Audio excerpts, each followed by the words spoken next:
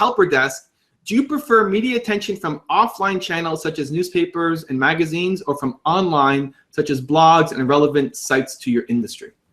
Sure. So my personal preference, just from me doing public relations for the past 10 years or so, is for the more traditional. So those online newspapers and magazines and things like that. But for me, that's just a personal preference because I've grown up in this. And like back in the day, for us to see something in print, that was like a big deal. Like, oh, they actually thought it was that good of a story that it's actually printed. They spent the money for it and things like that.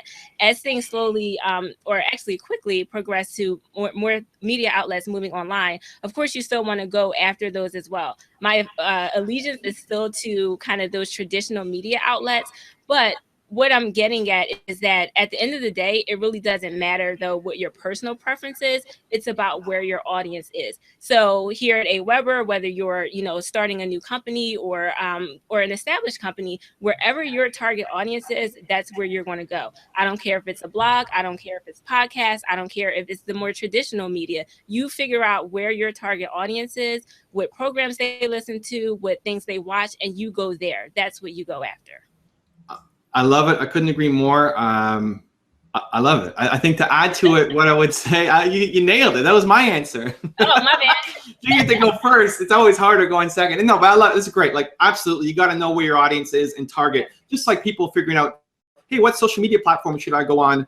Well, where's your audience? That's where you want to be. Exactly. The thing that I would add maybe to traditional versus non-traditional is I think it could also depend on what your goal is. If your goal is just to get recognition and to get credibility, I think the old school stuff still has a little more weight. To be able to say you were in the New York Times or Wall Street Journal adds a lot more credibility for most people than to say you were featured on PewDiePie's YouTube channel kind of thing. Mm-hmm.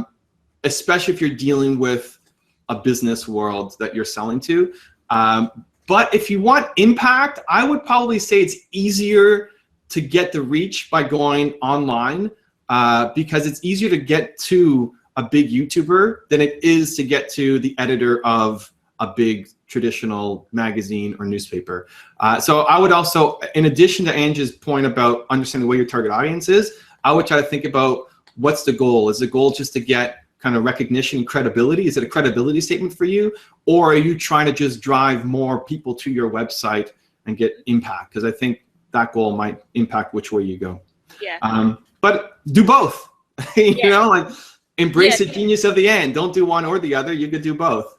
Yeah, actually, that was something that I was hoping would come out in the conversation as well. Like media relations and media coverage, media outreach is just one piece of the puzzle. All these things have to work together, and you have to be strategic about it. But it's not going to be one single thing that blows you up or, that gets you mass attention. All these things have to work together well.